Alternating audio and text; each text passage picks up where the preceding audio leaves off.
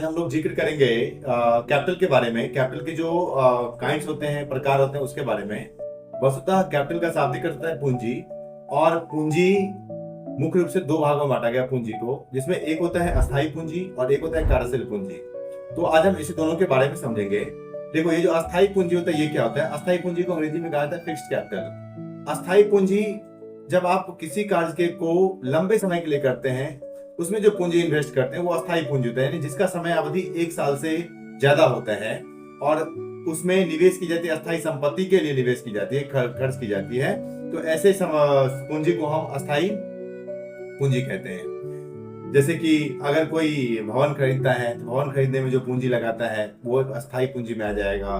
जैसे कि कोई जमीन खरीदता है तो उसमें जो पूंजी लगाता है वो हो गया एक, हम कह सकते हैं अस्थायी पूंजी में हो जाता है। तो इस तरह से ये हो गया अस्थायी पूंजी। और एक होता है कार्यशील पूंजी, जिसको हम वर्किंग कैपिटल बोलते हैं। तो वर्किंग कैपिटल का जो ड्यूरिंग समय होता है वो 1 साल से कम होता है और इनसे चालू संपत्ति खरीद बिक्री की जाती है। तो अगर चालू संपत्ति खरीद की जाती है तो वो जो उसमें जो पूंजी निवेश की जाती है वो एक कार्यशील पूंजी के अंतर्गत आता है। इसमें लोग बॉन्ड्स खरीदते हैं, इसमें लोग अधिविकर्स लेते हैं, इसमें छोटे छोटे सामान सब जो होते हैं वो सब जनरली जो डेली यूजेज का चीज होता है, ये सब संपत्ति में जो खरीदते हैं, तो उन संपत्ति को हम एक तरह से कार्यशील पूंजी के द्वारा खरीदते हैं। तो यही होता है अस्थायी पूंजी और कार्यशील पूंजी।